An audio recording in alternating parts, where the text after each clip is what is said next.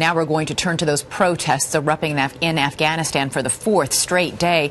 Demonstrators there rioting against the actions of a Florida pastor, Terry Jones, who burned the Koran on March 20th. Now his church is receiving death threats. But Jones is not backing down. Matt Gutman joins us now with the very latest from Gainesville, Florida. You sat down and talked with him. Matt, how did he seem to you? Elizabeth, he seemed coherent, and he talked about the fact that this is something that they've planned to do. Now, this is the same preacher, the same church that planned to burn 200 Qurans back on September 11th. They didn't go through with it then. 2 weeks ago, they did. Only a few people were on hand to watch, but it got on YouTube and shot across the world.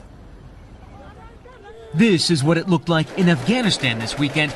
Over 20 dead. Violence sparked by the burning of a single Quran at this tiny Gainesville church. General David Petraeus condemned the burning, hinting it could harm American troops. That action was hateful. It was intolerant. But Pastor Terry Jones told ABC News his beliefs are more important.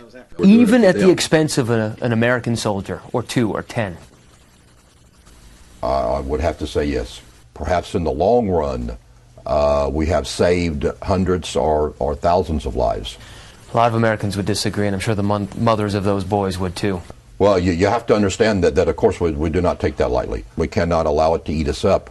And the death threats are streaming in. Right now, we have a little bit over 300. I know today I believe 10 death threats came in. Some so specific that they named the date, time, and place where Jones would be killed. But Jones and his assistant, Wayne Sapp, the man who actually lit the match to burn the Quran, say they're not afraid. You are willing to die for this? Yes, we are. Yes, very definitely. That is actually how important we feel that it is.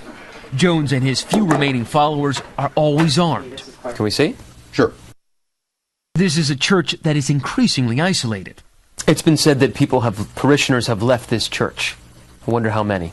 I would say basically all. Small but increasingly difficult for law enforcement to protect. I think they're going to have to turn out more manpower to protect him this time, because this is bigger, at least initially, than it was in the fall as far as potential threats. And the FBI and the local police have spent hundreds of thousands of dollars protecting this place. They say they're more interested in protecting the neighbors than they are in the church itself.